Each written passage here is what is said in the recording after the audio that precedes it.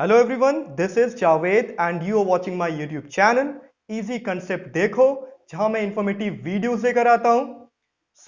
आज जो important topic मैं डिस्कस करने जा रहा हूं दोस्तों, ये रिलेट करता है विद इंटरनेशनल रिलेशनशिप। जी हाँ दोस्तों, वर्ल्ड हिस्ट्री कह लो आप या इंटरनेशनल रिलेशनशिप का एक इंपॉर्टेंट टॉपिक माना जाता है, एक वाइड रेंज टॉपिक माना जाता है कहीं ना कहीं।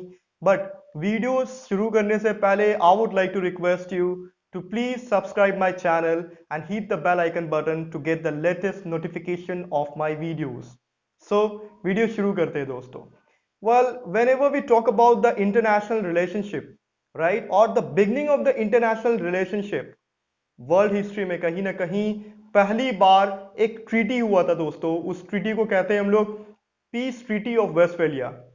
जी हाँ दोस्तों, या फिर यूं कह लीजिए treaty of Westphalia in the year 1648। जी हाँ दोस्तों, ये ट्रीटी जो कि एक पेयर थी ट्रीटीज की, दो ट्रीटीज थी, दो अलग अलग जगहों में हुई थी, राइट, 1648 में। तो इसको हम लोग पीस ट्रीटी ऑफ वेस्टफेलिया के नाम से जानते हैं।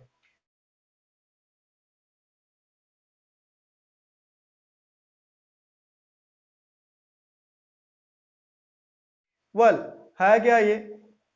पहली बात तो ये कि ये रिमार्क कर रहा है बिगनिंग ऑफ इंटरनेशनल रिलेशनशिप, जब एक नेशन यानी एक कंट्री दूसरे कंट्री के साथ समझौता कर रहा है।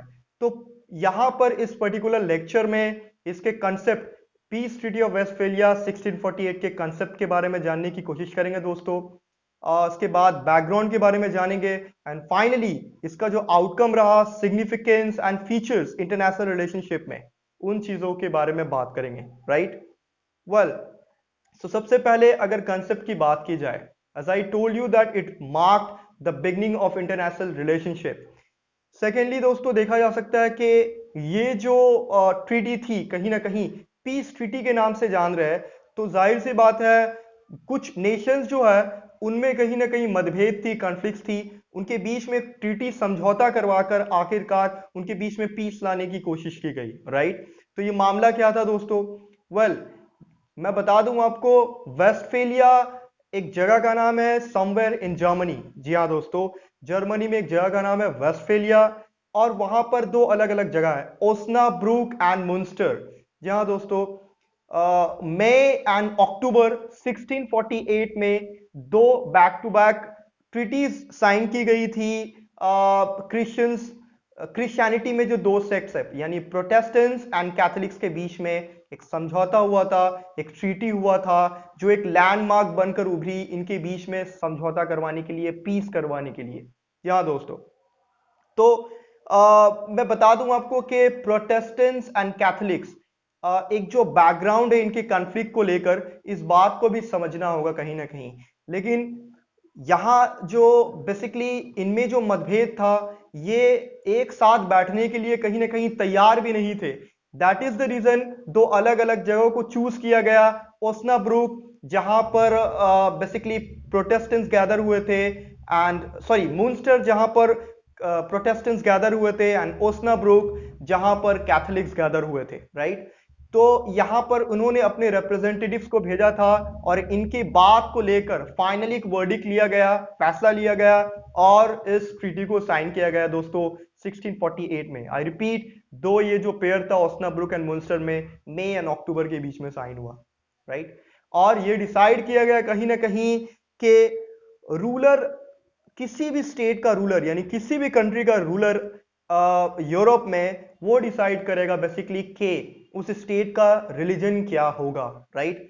सेकेंडली, प्रोटेस्टेंट्स एंड कैथोलिक्स ये दोनों मान गए, उन्होंने रीडिफाइन किया एज इक्वल बिफोर लॉ, यानी प्रोटेस्टेंट्स एंड कैथोलिक्स दोनों ही बराबर है और उन्हें दोनों ही मतलब अलग अलग सेक्स जो है इक्वल प्रिविलेजेस उठा सकती है सोसाइटी में। इससे पहले मतभेद था, कैथोलिक्स वो ज्यादा थे, प्रोटेस्टेंट्स एज माइनॉरिटी थे, राइट। इसके पीछे की कहानी भी मैं आपको बता दूंगा दोस्तों। अब जानते हैं बैकग्राउंड के बारे में। जी हाँ दोस्तों, यही है वो पीछे की कहानी जो बैकग्राउंड को बता रहा है। वेल, बैकग्राउंड में देखेंगे दोस्तों 30 इयर्स वॉर। जी हाँ दोस्तों, 1618 से लेकर 1648 तक 30 इयर्स वॉर जो एक नामी वॉर है। ये एक्चुअल वॉर तो नहीं कह सकते दोस्तों, लेकिन ये कैथोलिक्स एंड प्रोटेस्टेंट्स के बीच का एक वॉर था। अब ये वॉर क्यों शुरू हुई, उसको समझने के लिए दोस्तों हम लोगों को प्रोटेस्टेंटिज्म का राइज जानना होगा। मैं आपको बता दूं कि प्रोटेस्टेंटिज्म जो है वो रिफॉर्मेशन के बाद उभर कर एक नई सेक्ट क्रिश्चियनिटी में ऐड हो जाती है, इनकलकेट की जाती है, राइट, बाय मार्टिन लूथर जो इसके प्रोपाउंडर होते हैं। मैं आपको बता दूं कि one of the intellectual personality in the age of reason, या यूं कह लो आप, जब जर्मनी में एक रिफॉर्मेशन मूवमेंट स्टार्ट हो रहा था, जब लोग इंटेलेक्चुअली डेवलप हो रहे थे कहीं ना कहीं, तो वहां पर एक क्रिश्चियन मॉन्क था जिसका नाम था मार्टिन लूथर। जी हाँ दोस्तों, तो मार्टिन लूथर ने देखा कि किस तरीके से यूरोपियन सोसाइटी में चर्च का इन्फ्लुएंस है, उसका डोमिनेंस है, राइट। तो कैथोलिक्स में जो चर्च के हेड हुआ करते थे, पोप, राइट, उनके पास इतनी अथॉरिटी हुआ करती थी कि वो किसी को भी चाहे वो सत्य में ला सकती है और सत्य से उतार भी सकती है, राइट। तो और इसके अलावा इनइक्वालिटी वाला जो सेंस है रिलीजियस मैटर्स को लेकर, वो भी बहुत ज्यादा डोमिनेंट था, और इसको कहीं ना कहीं इक्वल राइट्स लाने के लिए मार्टिन लूथर सोचने लगे, और 99 थेसिस उन्होंने दिया, और चर्च अथॉरिटी को पर्टिकुलरली उन्होंने चैलेंज किया, क्लर्जीज को चैलेंज किया, राइट। तो इसके बाद इनके थेसिस को और इनके रास्ते को अपनाने वाले लोग लुथरेंस कहलाए, एंड साथ ही साथ क्रिश्चियनिटी में एक नए सेक्ट को उभार कर सामने लेकर आया इन्होंने, right. So this was the story of reformation movement and rise of Protestantism. तो जाहिर सी बात है, आप किसी ऑर्गेनाइजेशन में ऑर्डर रखते हो, आपका एक स्टेटस है, उसको मेंटेन करने के लिए आप जाहिर सी बात है बहुत कुछ करने की कोशिश करोगे। तो ऐसा ही मामला हो रहा था कैथोलिक्स के साथ। कैथोलिक्स चाह रहे थे कि किसी तरीके से इनका जो राइज है उसको सप्रेस किया जाए, बहुत हद तक करने की कोशिश भी की गई, लेकिन रिफॉर्मेशन, सोसाइटी में चेंज आना, वो एक डायनेमिक नेचर है दोस्तों, और वो आकर ही रहेगा।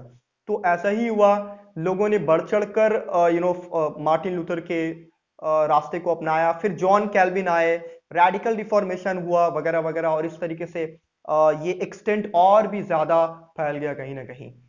This was the story. इसलिए यहां पर एक कन्फ्लिक्ट थी, एक वॉर चल रहा था, 30 इयर्स वॉर जिसको हम लोग कहते हैं दोस्तों, between the Catholics and Protestants. यानी जो कंट्री कैथोलिक्स है, जो कंट्री प्रोटेस्टेंट्स है, उनके बीच में कुछ अच्छा रिश्ता भी नहीं हो सकता था at that time, right. This was the thing. इस बात को लेकर ट्रीटी करवाई गई ओस्नाब्रुक एंड मुंस्टर में, somewhere in Westphalia. This was the treaty of 1648। अब बात करेंगे दोस्तों इसके फीचर्स के बारे में, राइट। तो जैसा कि मैंने आपको बताया कि ये डिसाइड किया गया कि हर स्टेट का रूलर जो होगा, जो प्रिंस होगा, जो एब्सोल्यूट मोनार्की होगा, यानी तख्त पर बैठने वाला जो सत्ते में होगा, वो डिसाइड करेगा कि उस पर्टिकुलर रीजन का, उस पर्टिकुलर स्टेट का रिलीजन क्या होगा। वो प्रोटेस्टेंट्स वाले आइडियोलॉजी को अपनाएंगे या कैथोलिक्स के आइडियोलॉजीज को अपनाएंगे। तो प्रिंस रिलीजन इस तरीके से एक इंपॉर्टेंट फैक्टर बनता है यहाँ पर दोस्तों। लेकिन साथ ही साथ ऐसा नहीं कि ये जो माइनॉरिटीज है उनके राइट्स को सप्रेस किया जाएगा, एंड जो मेजॉरिटी है वो हर तरह के प्रिविलेजेस लेंगे, बल्कि ये डिसाइड किया गया दोस्तों कि क्रिश्चियंस जो है, चाहे वो आइदर प्रोटेस्टेंट्स हो और कैथोलिक्स हो, दोनों को ही इक्वल राइट्स दिया जाएगा, और कोई भी अगर एज माइनॉरिटी है उसको हर तरीके से इक्वल ट्रीट किया जाएगा, और उसके राइट्स यानी उसके प्रैक्टिसेस जो होते हैं क्रिश्चियनिटी में, वो फ्रीली इसको कर पाएगा। ये डिसाइड किया। इसके बाद एक और इंपॉर्टेंट पॉइंट है दोस्तों, वो ये है कि स्विट्जरलैंड को लेकर एक बहुत बड़ा विवाद चल रहा था, मामला चल रहा था। स्विट्जरलैंड को रिकॉग्नाइज किया गया एज इंडिपेंडेंट, राइट, उसको एक आजादाना हैसियत दी गई, and it is now no longer a part of the Holy Roman Empire. तो एक स्विट्जरलैंड कभी ना कभी होली रोमन एम्पायर का पार्ट हुआ करता था, अब ये उसका पार्ट नहीं था after the peace treaty of 1648। इसके बाद देखा जाए दोस्तों, कुछ कंट्रीज जो थे उसको कहीं ना कहीं इससे डायरेक्टली फायदा पहुंचा दोस्तों। पहला मैं नाम लूंगा दोस्तों फ्रांस के बारे में। तो फ्रांस कहीं ना कहीं उसने पोजेशन लिया, France to control of some of the regions, right, जैसा कि मेड्स, METZ, टोल, वर्डुना, डीकापोल एंड पिगनट, ये कुछ कंट्रीज, ये कुछ रीजन्स थे जहां पर फ्रांस ने अपना पोजीशन लिया, कंट्रोल लिया। इसके बाद जो कंट्री है दोस्तों, मैं स्वीडन का नाम लूंगा। स्वीडन ने कंट्रोल लिया, पोजेशन लिया ऑफ वेस्ट पोमेरेनिया, विस्मर एंड वर्डन, ये कुछ रीजन से उसका उसने पोजेशन लिया। इसके बाद है दोस्तों एक इंपॉर्टेंट पॉइंट ये कि जैसा कि मैंने बताया था कि इससे पहले कहीं ना कहीं अगर दो अलग अलग कंट्रीज के बीच में झगड़ा था, राइट, कन्फ्लिक्ट थी, तो उसको लेकर वो इतने ज्यादा इंटेंस थे कि वो एक दूसरे से ट्रेड रिलेशंस भी नहीं रखना चाहते थे। इस कन्फ्लिक्ट को भी खत्म कर दिया गया और जितने भी ट्रेड बैरियर्स थे उसको रिमूव कर लिए गए, राइट। एंड आखिरकार ये फैसला लिया गया कि सभी इक्वल है, राइट। और इसके बाद से ही एक चाहे फ्रांस देख ले लीजिए आप, या फिर इंग्लैंड ले लीजिए, वहां पर तरक्की का एक दूसरा स्टेज स्टार्ट होता है। पर इसका मतलब ये नहीं होता कि यहाँ कन्फ्लिक्ट एग्जैक्टली खत्म हो गया। ये तो एक डिप्लोमेटिक रिलेशंस को रिमार्क करता है। इन कंक्लूजन ये कह सकते हैं दोस्तों कि it was a landmark in the history of international relationship, but at the same time ये कॉन्फ्लिक्ट थोड़ी देर के लिए सॉल्व तो हो जाती है, बट एट लास्ट क्या होता है, कैथोलिक्स जो है वो दोबारा अपने आप को रिवाइव करने की कोशिश करते हैं। यहां से स्टार्ट होता है मामला रिवाइवलिज्म ऑफ कैथोलिक्स, या फिर यू कह सकते हो कैथोलिक रिफॉर्मेशन और काउंटर रिफॉर्मेशन स्टार्ट होता है दोस्तों। और इस तरीके से एब्सोल्यूट मोनार्की को लेकर फर्दर यूरोप में मामला चलता है। That is another sort of story. Till then, अगर आपको वीडियो पसंद आया है, so please do like, subscribe and share my YouTube channel. Thank you so much.